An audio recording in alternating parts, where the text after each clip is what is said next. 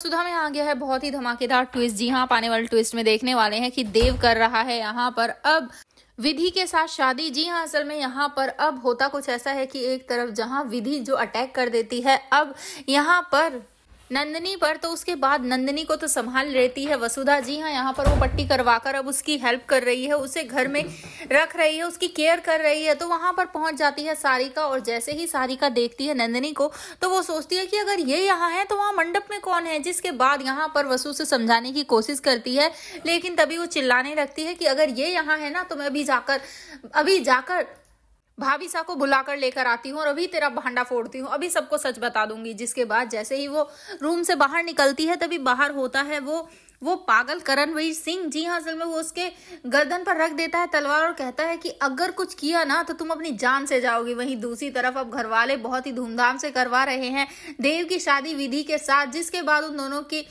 वरमाला तो हो ही चुकी है और उसके बाद आगे के फंक्शन भी होने वाले हैं, मतलब आगे की रस्में भी होने वाली हैं। तो यहाँ पर अब वसुधा क्या करेगी शादी को रोकने के लिए, देखना काफी इंटरेस्टिंग है। लेकिन वहीं दूसरी तरफ आज विधि उसने तो भाई हद ही पार कर दी थी। जी हाँ, उसने तो दिव्या तक को धमका दिया था और कह दिया है साफ साफ कि अगर हमारे बीच में आई ना तो तुम्हें छोड़ेंगे नहीं, और तुम इस सब से जितना दूर रहोगी तुम्हारे लिए अच्छा होगा, क्योंकि इस घर को हमें ही तो संभालना है, इस घर को वारिस हम ही लोग तो देंगे। जिसके बाद वसु को कहती है फिर यहाँ पर अब दिव्या की इस घर की बहू सिर्फ और सिर्फ वसु है और कोई नहीं। तो अब देखना काफी धमाकेदार है, क्या अविनाश वगैरह ये सब मिलकर कुछ कर पाएंगे या फिर नहीं। आपको क्या लगता है हमें कमेंट करें। ऐसी खबरों से जुड़े रहने के लिए हमारे चैनल को जरूर सब्सक्राइब कर लें।